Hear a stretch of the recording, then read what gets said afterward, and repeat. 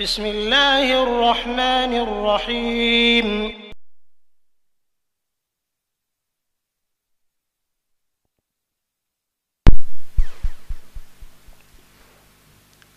نحمده ونصلي ونسلم على سيدنا ومولانا محمد رسوله النبي الأمين المكين الحنين الكريم الرؤوف الرحيم، أما بعد، أعوذ بالله من الشيطان الرجيم، بسم الله الرحمن الرحيم۔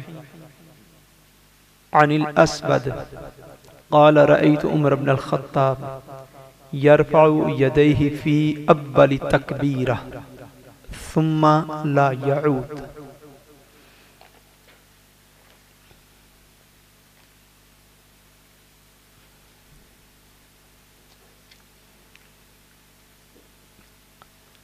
بسم اللہ الرحمن الرحیم۔ عن وائل بن حجر رضی اللہ تعالی عنہ قال سمعت ان النبي صلی اللہ علیہ وآلہ وسلم قرأ غیر المغضوب علیہم ولا الضالین فقال آمین وخفض بها صوته ان اللہ وملائکته یصلون علی النبی یا ایہا الذین آمنوا صلوا علیہ وسلموا تسلیما۔ اللہم صلی علی سیدنا و مولانا محمد وعلی آلہ واصحابہ وبارک وسلم۔ الصلاة والسلام علیکہ یا رسول اللہ وعلی آلہ واصحابہ یا حبیب اللہ۔ الصلاة والسلام علیکہ یا رسول اللہ وعلی آلہ واصحابہ یا حبیب اللہ۔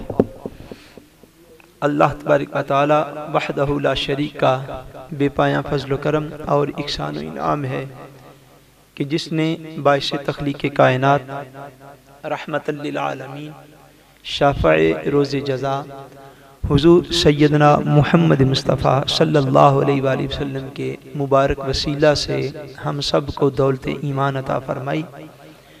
اللہ تبارک و تعالیٰ کما حقہ ہمیں اس دولت کی قدر کرنے کی توفیق عطا فرمائے، آمین ثم آمین۔ بحمد اللہ تعالیٰ پچھلے جمعۃ المبارک سے ہم نے رفع یدین اور آمین کے حوالے سے مسائل کا بیان جو ہے وہ شروع کیا ہوا ہے۔ چند ضروری باتیں اس حوالے سے عرض کر کے تو رفع یدین کا مسئلہ میں نے کافی ڈیٹیل کے ساتھ پچھلے جمعۃ المبارک عرض کر دیا تھا، اور چند ایک باتیں آج اس کے حوالے سے عرض کر کے تو آگے آمین کے حوالے سے مختصر گفتگو جو ہے وہ آج کی انشاءاللہ تبارک و تعالی ہوگی۔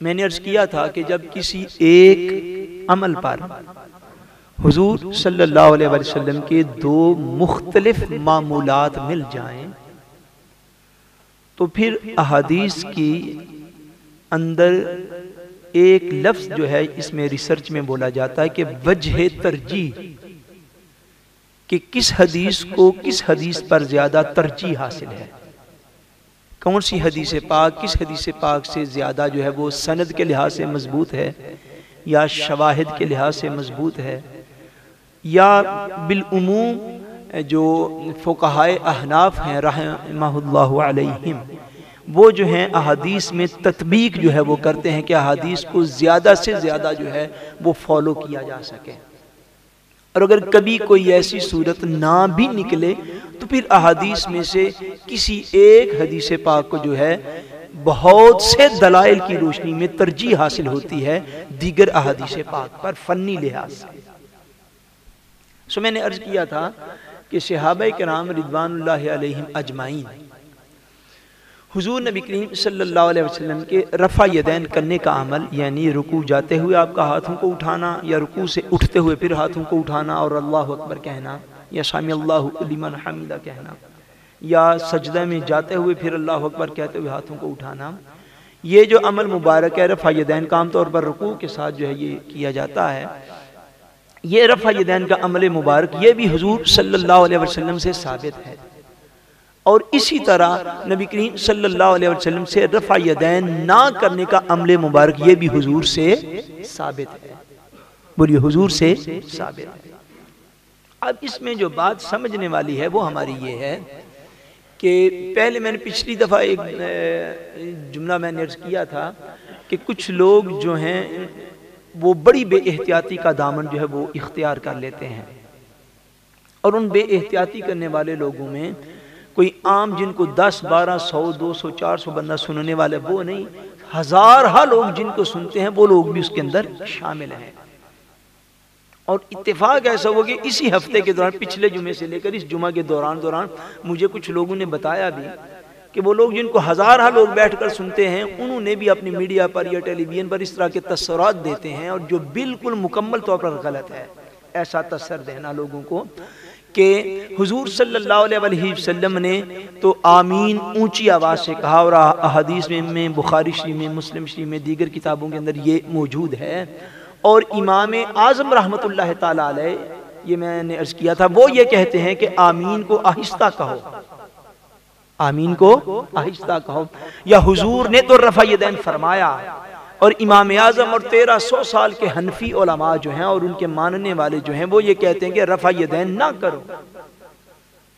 سو اب ہم حضور صلی اللہ علیہ وسلم کے عمل مبارک کو پکڑیں گے اور دیگر علماء کے اور ائمہ کے اقوال کو ہم چھوڑ دیں گے۔ اس طرح کا تصر اپنی گفتگو میں دینا، یہ وہ بات ہے جو میں نے عرض کیا تھا کہ جب آپ کو دونوں قسم کی احادیث مل جاتی ہیں، رفع یدین کرنے کی بھی احادیث ہیں اور رفع یدین نہ کرنے کی بھی احادیث ہیں، اور جو رفع یدین جن اصحاب سے ثابت اور جن کی روایت سے ثابت ہے ان کا اپنا عمل مبارک میں نے عرض کیا تھا کہ حضرت عبداللہ ابن عمر رضی اللہ تعالیٰ عنہ کی روایت سے ایک حدیث میں یہ ثابت ہے کہ نبی کریم صلی اللہ علیہ وسلم نے جو ہے رفع یدین فرمایا ہے، اور حضرت عبداللہ ابن عمر کا اپنا عمل مبارک یہ ثابت ہے کہ حضرت مجاہد رحمۃ اللہ تعالیٰ علیہ کہتے ہیں کہ میں نے 2 سال حضرت عبداللہ ابن عمر کے پیچھے نماز پڑھی، اور 2 سال میں ایک دفعہ بھی حضرت عبداللہ ابن عمر نے رفع یدین نہیں فرمایا۔ آپ بات سمجھ گئے؟ یعنی احادیث کو ترتیب دے دینا، ان کو کتب میں جمع کر دینا اسناد کے ساتھ، یہ معاملہ الگ ہے، اور ساری احادیث کا نچوڑ نکال کے مسائل کے دین کا بیان کرنا یہ معاملہ الگ ہے۔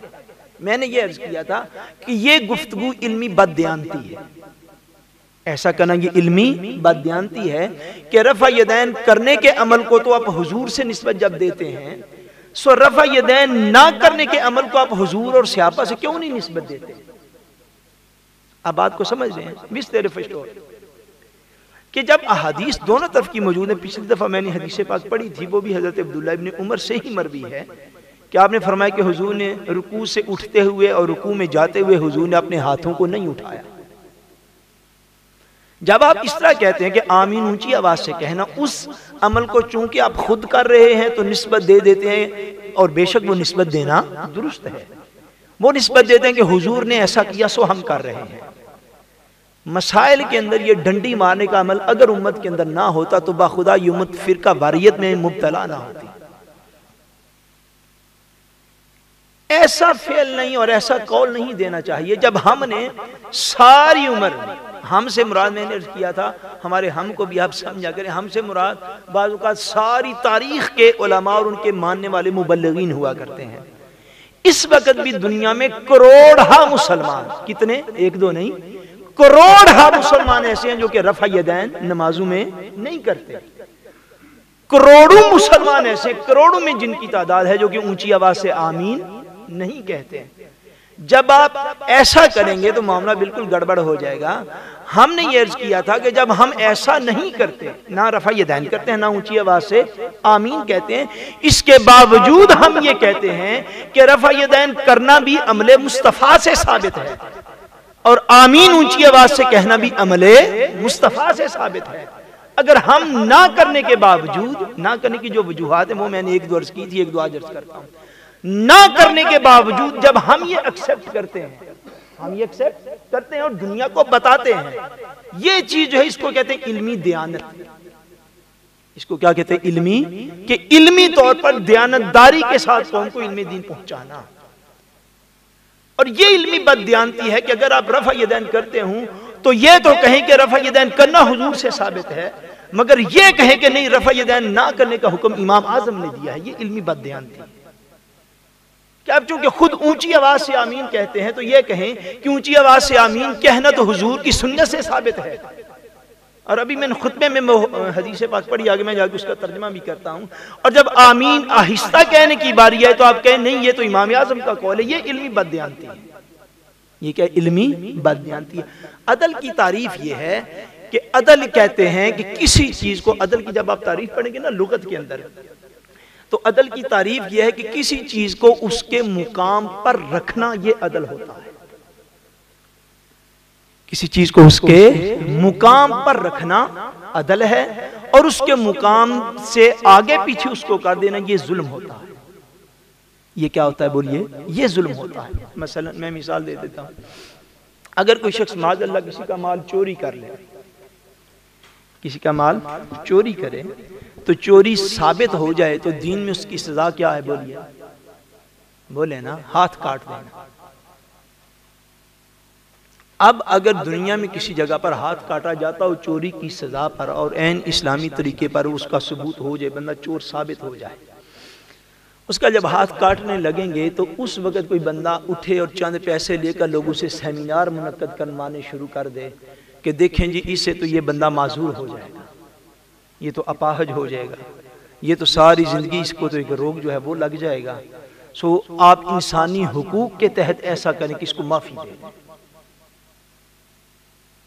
آج یہی الفاظ ہیں نا جو بار بار بولے جاتے ہیں میڈیا کے اندر، سیمینارز کے اندر، ٹیلی ویژن کے اوپر، قوم کو ایک طرف موٹیویٹ کیا جا رہا ہے۔ آج حقوق انسانی ان چیزوں کا نام رکھ دیا گیا ہے۔ جب آپ ایسا کریں گے کہ ایک چور کو اس کی چوری پر سزا نہیں دیں گے، اس چور کو سزا دینا یہ عدل ہے۔ کیوں؟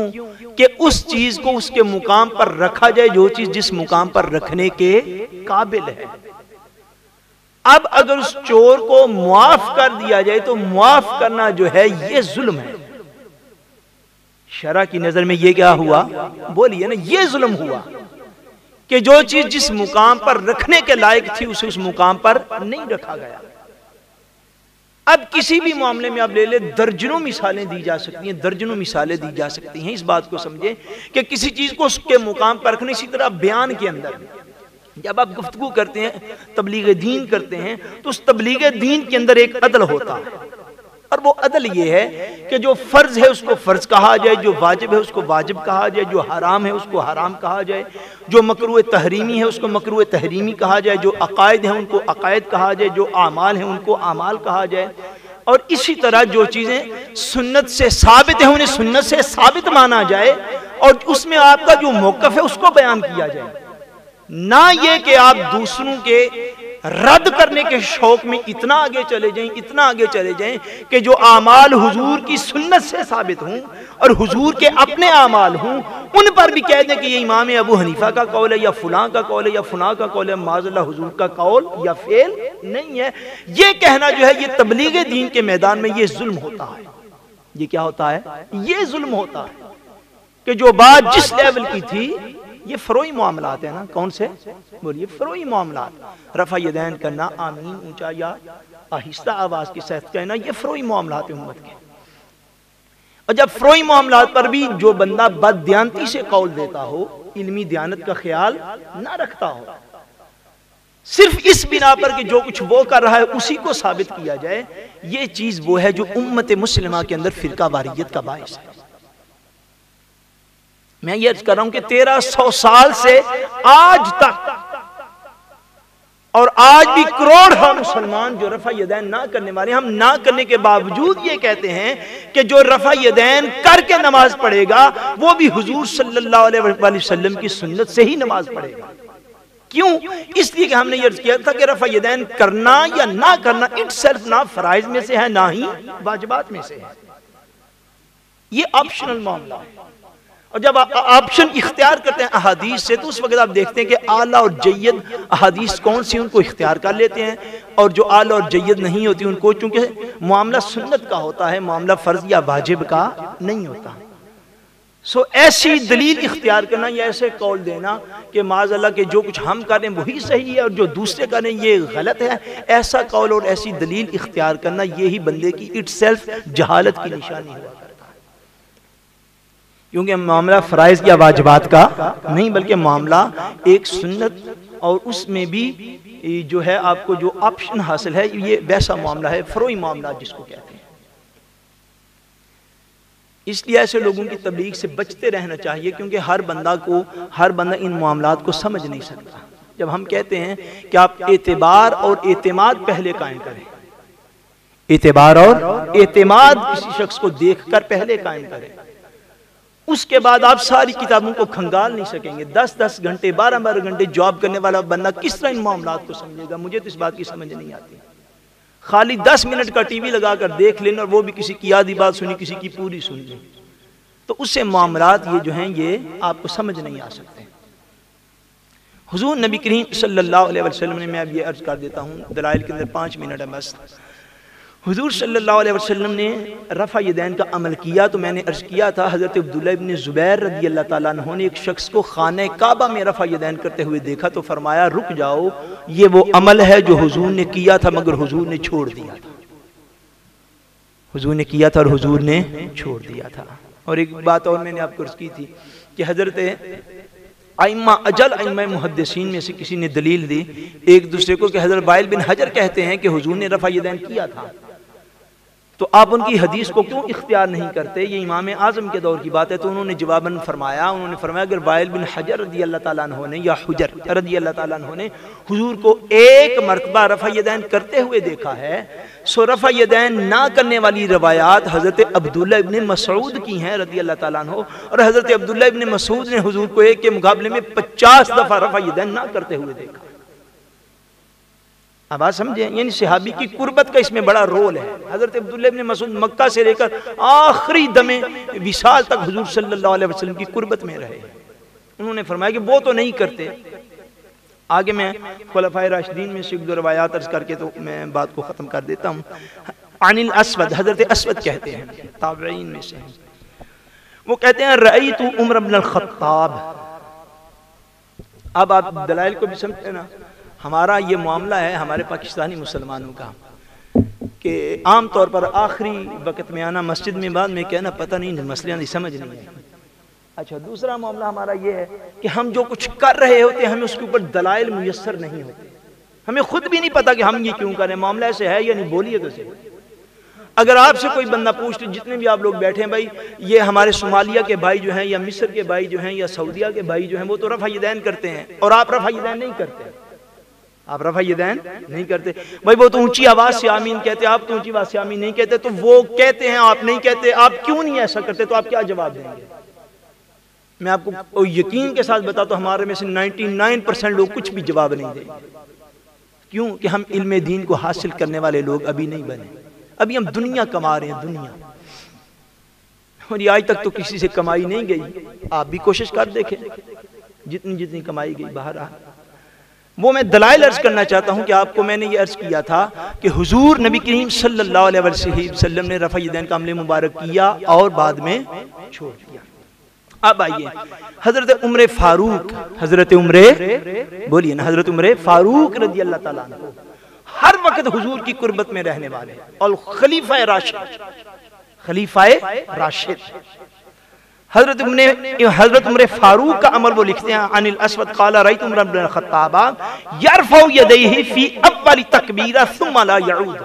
وہ فرماتے ہیں کہ میں نے حضرت عمر فاروق کو نماز پڑھتے ہوئے دیکھا، حضرت عمر فاروق رضی اللہ تعالی عنہ نے جب نماز شروع کی اس وقت تو آپ نے ہاتھوں کو اٹھایا اور تکبیر کہی، بعد میں سلام پھیرنے تک پھر حضرت عمر فاروق نے ہاتھوں کو دوبارہ نہیں اٹھایا۔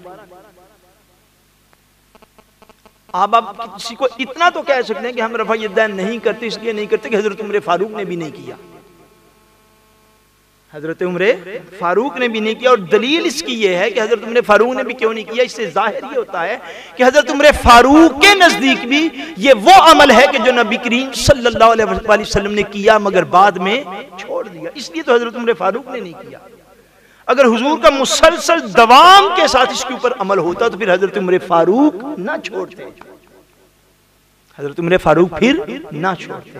آگے آئیے، عن عاصم ابن کلیب رضی اللہ تعالی عنہ عن ابیہ ان علی رضی اللہ تعالی عنہ کان یرفع یدیہ اذا افتتح الصلاۃ ثم لا یعود۔ عاصم ابن کلیب اپنے والد جناب کلیب سے یہ روایت کرتے ہیں، وہ کہتے ہیں کہ میں نے حضرت علی کو دیکھا۔ کس کو دیکھا؟ بولیے بولیے نا، کس کو؟ حضرت علی کو دیکھا۔ کانا یرفع یدیہ اذا افتتح الصلاۃ، کہ حضرت علی المرتضی رضی اللہ تعالیٰ عنہ جب نماز شروع کرتے تھے اس وقت صرف ہاتھوں کو اٹھاتے تھے، ثم لا یعود، پھر سلام پھیرنے تک حضرت علی دوبارہ رفع یدین نہیں تھے کرتے۔ اب حضرت عمر فاروق کا عمل بھی آپ کے سامنے آ گیا اور حضرت علی کا بھی، بولیے حضرت علی المرتضی کا کیوں نہیں تھے کرتے؟ کہ حضور نے کیا۔ بے شک حدیث کے اندر میں نے عرض کیا تھا، بار بار یہ عرض کرتا ہوں کہ وہ ریکارڈ تو انشاءاللہ قیامت تک موجود رہے گا، کیونکہ حدیث ریکارڈ ہے حضور کی ساری ظاہری حیات پاک کا۔ مگر حضرت عمر فاروق بھی رضی اللہ تعالیٰ عنہ اور حضرت سیدنا علی المرتضی رضی اللہ تعالیٰ عنہ، ان اصحاب کا بھی احادیث کی سکہ کتابوں میں یہ ثابت ہے کہ یہ لوگ بھی رفع یدین نہیں تھے کرتے۔ اس لیے نہیں تھے کرتے، صاف ظاہر ہے کہ حضور نبی کریم صلی اللہ علیہ وسلم کو انہوں نے کرتے ہوئے دیکھا، اگر آخری دم تک حضور کو کرتے ہوئے دیکھتے تو پھر یہ بھی کرتے رہتے، پھر یہ لوگ بھی یقیناً کرتے رہتے، مگر انہوں نے بھی چھوڑ دیا تو اس کا مطلب ہے یقیناً حضور نے بھی اس عمل مبارک کو چھوڑ دیا تھا۔ سو اس لیے آج تک کروڑوں مسلمان بھی اس کو چھوڑے ہوئے ہیں، بے شک ریکارڈ کے اندر وہ موجود ہے۔ حضرت وائل بن حجر رضی اللہ تعالیٰ عنہ وہ کہتے ہیں، قال سمعت ان النبی صلی اللہ علیہ وسلم قرأ غیر المغضوب علیہم ولا الضالین فقال آمین وخفض بها صوتہ۔ حضرت وائل ابن حجر رضی اللہ تعالیٰ عنہ آپ فرماتے ہیں کہ میں نبی کریم صلی اللہ علیہ وسلم کے ساتھ تھا کہ حضور نے غیر المغضوب علیہم ولا الضالین پڑھا۔ اب آمین کے دو چار دلائل عرض کر دیتا ہوں۔ حضور نے غیر المغضوب علیہم ولا الضالین پڑھا، فقال آمین، پس حضور نے آمین کہا، پس حضور نے کیا کہا؟ آمین کہا۔ وخفض بها صوتہ، اور فرماتے حضور نے آمین تو کہا مگر حضور نے آمین کو آہستہ آواز کے ساتھ کہا۔ بولیے نا سبحان اللہ۔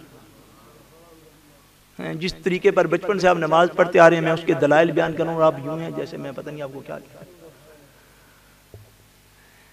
حضرت وائل بن حجر کہتے ہیں کہ حضور صلی اللہ علیہ وسلم نے غیر المغضوب علیہم ولا الضالین کہا، فقال آمین، پس حضور نے آمین کہا۔ اور کیسے کہا کہتے ہیں؟ وخفض بها صوتہ، پس حضور صلی اللہ علیہ وسلم نے اپنی آواز کو آہستہ رکھا، حضور نے اپنی آواز کو بلند نہیں فرمایا۔ اب دوسری طرف آ جائیں تاکہ ہمارے بیان میں اعتدال رہے، عدل رہے، ظلم نہ ہونے پائے۔ وہ یہ ہے کہ نبی کریم صلی اللہ علیہ وسلم نے بلند آواز سے بھی آمین کہا، حضور نے بلند اور اونچی آواز سے بھی آمین کہا۔ اور نبی کریم صلی اللہ علیہ وسلم نے، اب میں جو بات پہلے عرض کر رہا تھا پھر عرض کرتا ہوں کہ اب ایسا لوگوں کو تاثر دینا اپنے اپنے میڈیا اور ٹیلی ویژن چینل پر بیٹھ کر، ایسا تاثر دینا کہ ہم یہ کام جو کر رہے ہیں یہ تو حضور کی سنت سے ثابت ہے، اور حضور نے آمین کو اونچی آواز سے کہا ہے، اور امام اعظم یا دیگر ائمہ یا کروڑوں دیگر مسلمان کہتے ہیں آہستہ آواز سے کہو۔ تو اب ہم حضور کی بات مانیں یا امام اعظم کی بات مانیں، یہ وہ ظلم ہے جو اپنے اپنے چینلوں پر بیٹھ کر آج کیا جا رہا ہے۔ نہیں، اگر آپ اونچی آواز سے کہتے ہیں تو ہم نے ساری عمر اونچی آواز سے نہیں کہا۔ آپ نے کبھی کہا ہے؟ بولیے۔ کروڑوں لوگ ہیں جنہوں نے آج تک نہیں کہا، اور کہنے کی ضرورت بھی نہیں۔ کیوں؟ اس لیے کہ جو اونچی آواز سے کہتے ہیں ہم یہ نہیں کہیں گے، نہ ہم یہ کہنے کے حقدار ہیں۔ یاد رکھیے کہ جو شخص اونچی آواز سے آمین کہے گا اس کی نماز نہیں ہوئی، ایسا کہنے کے ہم حقدار نہیں ہیں۔ جو کہے گا وہ دین کے ساتھ بغاوت اور جہالت کا مرتکب ہوگا۔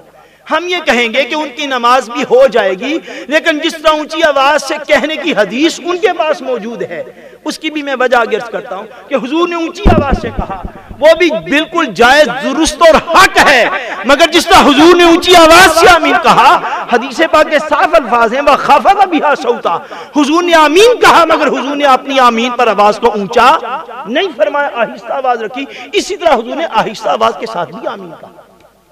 سو جس طرح وہ سنت ہوگا اسی طرح یہ بھی سنت ہوگا، اسی طرح یہ بھی بولیے سنت ہوگا۔ اب آگے سند کے اوپر آ جائیں۔ ایک روایت جو ملتی ہے کہ صحابہ کرام کے پیچھے لوگ نماز پڑھ رہے تھے تو وہ آمین انہوں نے اتنی اونچی آواز سے کہا کہ مسجد گونج اٹھی۔ اس طرح کی روایات میں اب میں ایک روایت کی سند کے حوالے سے بات کر دیتا ہوں۔ سند حدیث ہوتی ہے، پھر حدیث کی سند ہوتی ہے کہ وہ کس سلسلے کے ساتھ جو ہے وہ آگے حدیث پہنچتی ہے۔ مثلا اس روایت کے اندر ایک سند ایسی ہے کہ جس میں ایک شخص کا نام عبداللہ بیان کیا گیا ہے اور اس کو بتایا گیا ہے کہ وہ حضرت ابو ہریرہ کا بھتیجا ہے، حضرت ابو ہریرہ کا بھتیجا ہے۔ وہ روایت کہتے ہیں حضرت ابو ہریرہ تک، حضرت ابو ہریرہ کہتے ہیں، یا آگے اس طرح کی یہ جو حدیث ہے ان کے اندر ایک حدیث ایسی بھی ہے کہ جس میں ایک عبداللہ کا ذکر ہے۔ علماء نے جن کو پر جرح کی تو انہوں نے فرمایا کہ عبداللہ مجہول الحال ہے۔ مجہول الحال وہ شخص ہوتا ہے اسماء الرجال کی کتابوں میں کہ جس کا نام کا صرف خبر ہوتا ہے مگر اس کے دیگر احوال کی خبر نہیں ہوتی، وہ کون تھا، کب پیدا ہوا، کہاں پیدا ہوا، کس شہر میں رہا، کس بیہیویئر کا آدمی تھا۔ جب کسی سند کے اندر مجہول الحال شخص آ جائے اور دوسری سند ہو ایسی کہ جس کے اندر کوئی بھی مجہول الحال شخص نہ ہو، ہر شخص کا حال واضح ہو، سو علم حدیث کی روشنی میں وہ حدیث پاک زیادہ ترجیح رکھتی ہے ایسی حدیث پر کہ جس میں کوئی مجہول الحال آدمی پایا جاتا ہے۔ اب بات کو سمجھ گئے؟ یہ جو احادیث میں نے آپ کے سامنے یہ جو حدیث پاک رکھی اس میں کوئی ایک بھی شخص مجہول الحال نہیں ہے۔ فرمایا کہ حضور صلی اللہ علیہ وسلم نے آمین کہا وَخَفَضَ بِهَا صَوْتَهُ، اور حضور نے آمین پر اپنی آواز کو اونچا نہیں کیا، آمین پر اپنی آواز کو اونچا نہیں کیا، آہستہ آواز کے ساتھ۔ آگے عن ابی وائل، ابو وائل رضی اللہ تعالیٰ عنہ بیان فرماتے ہیں قال، یہ سننے والی بات ہے، کان علی و ابن مسعود رضی اللہ تعالیٰ عنہ لا یجہران بسم اللہ الرحمن الرحیم ولا بالتعوذ ولا بالتامین۔ وہ کہتے ہیں، حضرت وائل بن حجر کہتے ہیں، وہ فرماتے ہیں کہ حضرت علی المرتضی رضی اللہ تعالیٰ عنہ، کون حضرت بولیے حضرت علی المرتضی رضی اللہ تعالیٰ عنہ اور حضرت عبداللہ ابن مسعود رضی اللہ تعالیٰ عنہ، یہ دونوں جید عالم صحابہ کرام جو ہیں وہ کہتے ہیں کہ حضرت علی اور حضرت ابن مسعود رضی اللہ تعالیٰ عنہ لا یجہران، یہ بالکل اونچی آواز سے نہیں تھے کہتے نماز کے اندر کون کون سی چیزیں، بسم اللہ الرحمن الرحیم، بسم اللہ اونچی آواز سے یہ نہیں تھے کہتے، اور کیا وہ بالتعوذ، اور کہتے نہ ہی اعوذ باللہ اونچی آواز سے پڑھتے تھے، ولا بآمین، اور فرماتے ہیں نہ ہی یہ آمین کو اونچی آواز سے پڑھتے تھے، نہ ہی آمین کو اونچی آواز سے پڑھتے تھے۔ آگے حدیث پاک سنیں، حضرت عن ابی وائل قال کان عمر وعلی رضی اللہ تعالی عنہ رضی اللہ تعالی عنہما لا یجہران بسم اللہ الرحمن الرحیم ولا بالتعوذ ولا بالتامین۔ فرماتے ہیں اب ایک صحابی رسول کا مزید اضافہ کرتے ہیں، حضرت وائل وہ فرماتے ہیں، ابو وائل وہ فرماتے ہیں کہ نہ تو حضرت عمر رضی اللہ تعالیٰ عنہ، اب دونوں حدیث کو میں اکٹھا بیان کر دیتا ہوں، وہ کہتے ہیں نہ تو حضرت عمر فاروق رضی اللہ تعالیٰ عنہ، نہ حضرت مولا علی المرتضی رضی اللہ تعالیٰ عنہ، اور نہ ہی حضرت عبداللہ ابن مسعود رضی اللہ تعالیٰ عنہ، یہ جید صحابہ اکرام جن میں دو خلفائے راشدین ہیں، وہ فرماتے ہیں یہ صحابہ اکرام نہ تو اونچی آواز سے بسم اللہ پڑھتے تھے نماز کے اندر، نہ ہی اونچی آواز سے اعوذ باللہ نماز کے اندر پڑھتے تھے، ولا بالتامین، اور نہ ہی یہ اونچی آواز سے آمین کہنے والے لوگ میں تھے۔ یعنی وہ لوگ، میں یہ عرض کر رہا ہوں کہ نبی کریم صلی اللہ علیہ وسلم نے اس موضوع پر آج کی آخری بات کہ حضور صلی اللہ علیہ وسلم نے جب آمین اونچی آواز سے کہا، مگر نہ تو حضرت عبداللہ ابن مسعود اونچی آواز سے کہتے تھے، نہ حضرت مولا علی المرتضی اونچی آواز سے کہتے تھے، نہ حضرت عمر فاروق رضی اللہ تعالیٰ عنہ اونچی آواز سے کہتے تھے۔ کیوں؟ کس لیے نہیں تھے کہتے؟ اس لیے علماء نے، محدثین علماء نے، عام مسجدوں کے خطیبوں کی بات نہیں ہے، عام گلیوں کے اندر کتابیں لے کر پھرنے والوں کی بات بولو نا، نہیں ہے، ہر چینل پر بیٹھ کر لوگوں کو دعوت دین دینے والوں کی بات نہیں ہے، بات ان کی ہے جو محدثین شارحین ہیں۔ وہ کہتے ہیں کہ حضور صلی اللہ علیہ وسلم نے نمازیوں کو سکھانے کی خاطر، اس لیے کہ اسلام کے احکام آ رہے تھے، لوگ جاننے والے نہ تھے، حضور نے نمازیوں کو سکھانے کی خاطر کچھ عرصہ تک مطلب دعالین کے بعد آمین کو اونچی آواز سے کہا۔ آمین کو اونچی آواز سے کہا تاکہ لوگوں کو صحابہ کو پتہ چل جائے کہ ولدالین کے بعد کیا کہنا ہے۔ جب حضور صلی اللہ علیہ وسلم فرنوید ہو گئے، مطمئن ہو گئی اس بات پر کہ اب سارے لوگوں کو اس مسئلے کی سمجھ آ گئی ہے کہ ولدالین کے بعد آمین کہتے ہیں، پھر حضور کا آخری عمل وہ ہے وَخَفِضَ بِهَا صَوْتًا کہ حضور نے آمین تو کہا مگر حضور نے آواز کو بلند نہیں فرمایا۔ اس لیے پہلی جتنی بھی احادیث پاک ہیں بے شک وہ درست اور اعلیٰ ہیں، مگر ان کی توجیح اور ان کی تشریح یہ علماء نے فرمائی کہ تب حضور لوگوں کو صحابہ کو سکھانا چاہتے تھے، صحابہ کو سکھانا چاہتے تھے۔ اگر آخری دم وصال تک حضور کا یہ عمل مبارک رہتا تو یقیناً حضرت عمر فاروق آج کے علماء سے بڑھ کر حضور کی سنت کو تھامنے والے تھے، حضرت علی المرتضیٰ آج کے لوگوں سے بڑھ کر حضور کی سنت پر عمل کرنے والے تھے، حضرت عبداللہ ابن مسعود سب لوگوں سے بڑھ کر حضور کی سنت کو تھامنے والے تھے۔ مگر جب ان جید صحابہ نے بھی آہستہ آواز کے ساتھ کہا تو اس کا مفہوم ہی یہ ہے کہ ان کے نزدیک بھی حضور کا یہ عمل مبارک پہلے سکھانے کے لیے تھا، جب لوگ سیکھ گئے پھر حضور نے آہستہ آواز سے کہنا شروع کر دیا۔ جب آہستہ آواز سے کہنا شروع کیا سو ان صحابہ کرام نے بھی جب بھی نماز پڑھی تو نمازوں میں آمین کو آہستہ آواز کے ساتھ کہا۔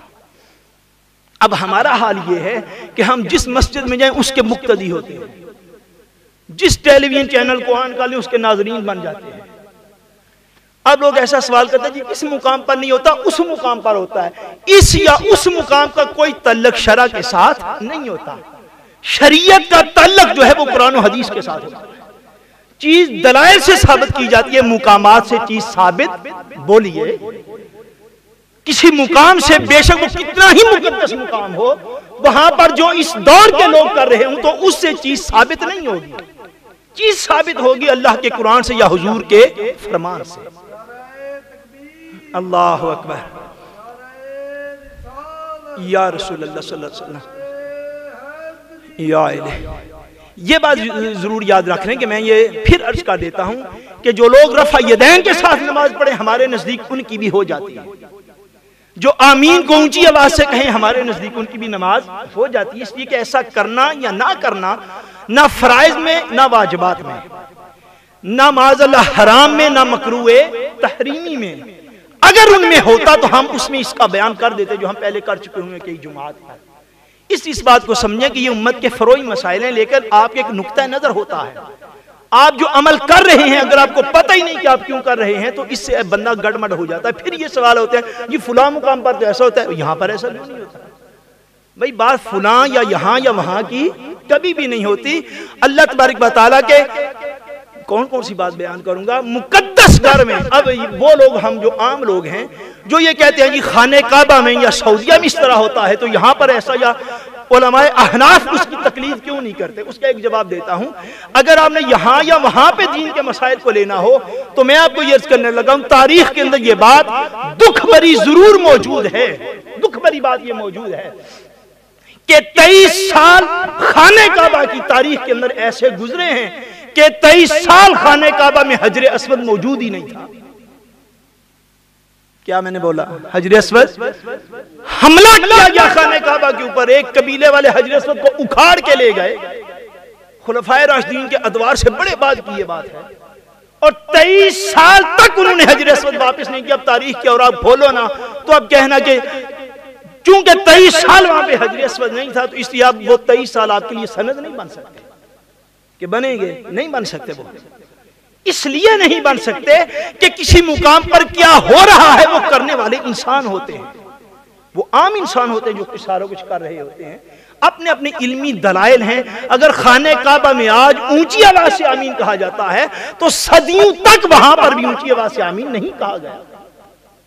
پھر ان ادوار کو بھی تو ذہن میں رکھے نا، اسلام کو آج تو نہیں 1900 یا 2000 میں تو نہیں اسلام آیا دنیا میں، اسلام تو 1400 سال سے آ رہا ہے، صدیوں تک خانہ کعبہ مقدسہ کے اندر، یہ صرف جسٹ 100 سال پہلے یا 125 سال پہلے تک صدیوں تک خانہ کعبہ میں حضور کا میلاد منایا جاتا رہا ہے، آج نہیں منایا جاتا تو کیا کریں؟ اس کا مطلب ہے میلاد منانا چھوڑ دیں؟ نہیں، اگر آپ نے تاریخ کعبہ دیکھنی ہے تو صدیوں تک تو وہاں پہ میلاد منایا جاتا رہا، اس کو پھر سند بنا لیں۔ اگر آج جنت البقیع کے اندر حضرات امہات المومنین اور حضرات صحابہ کرام اور اہل بیت کرام کی مزارات نہیں ہیں تو صدیوں تک تو ان کی قبروں پر مزارات کھڑے رہے ہیں، پھر آپ ان کو کیوں نہیں حجت بناتے اپنے لیے؟ یہ جسٹ 100 سال پہلے جب انہوں نے گستاخی اور توہین کی اور مزارات کو گرا دیا جنت البقیع میں، اس سے پہلے تو صدیوں تک موجود تھے۔ اس لیے یہاں یا وہاں کا جب چکر نہیں، دین کے دلائل اگر سمجھنے ہوں تو اس کے لیے قرآن اور حدیث کی دلیل دیتے ہیں، یا اس سے سمجھتے اور پوچھتے ہیں۔ یہاں یا وہاں سے قرآن و حدیث کے مسائل سمجھ میں نہیں آئیں گے۔ اللہ تبارک و تعالی ہم سب کو دین اسلام کو درست مصادر کے ساتھ سمجھنے کی توفیق عطا فرمائے، ہم سب کا خاتمہ بالایمان فرمائے۔ وما علینا الا البلاغ المبین۔